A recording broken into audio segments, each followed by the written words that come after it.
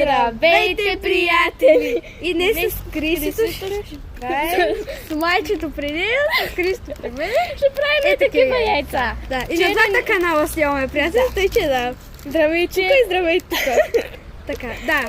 Вчера ядахме розови, днеска ще ядем Даже сини. сега чакайте, ще ви покажа розовите. През това време Кристо почва да види и двата канала. Така, сега малко е странно на два телефона да се снима. Така, първо махаме яйцето, което е... Къде отиваха, Криси? Не знам! Вътре имаме едно такова прахче. Приятели, вижте сега, това е розовото яйце, което вчера ядохме.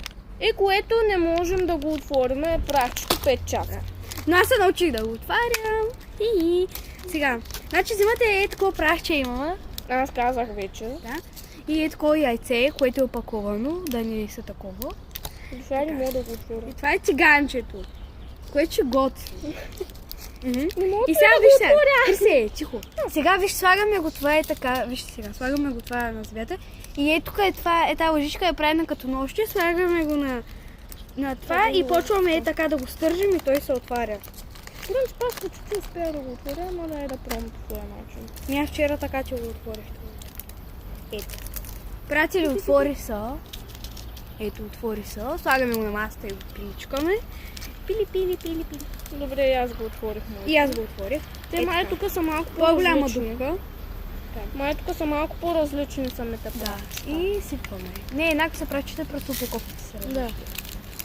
Така, сипваме и го разстиламе на целия тиган. Да. Разбира се, растила нито Криси в бутиги, ето къде не се растят. В твоето. Да, в моите бутиги.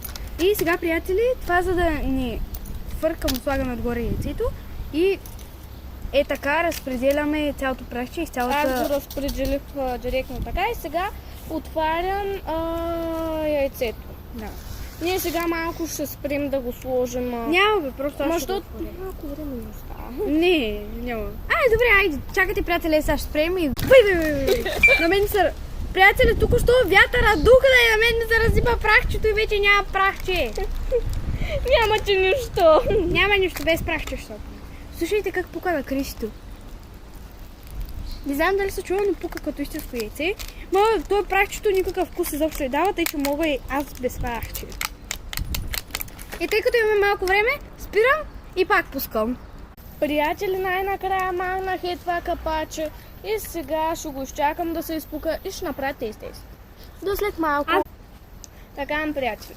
Сега ще му направим тесте.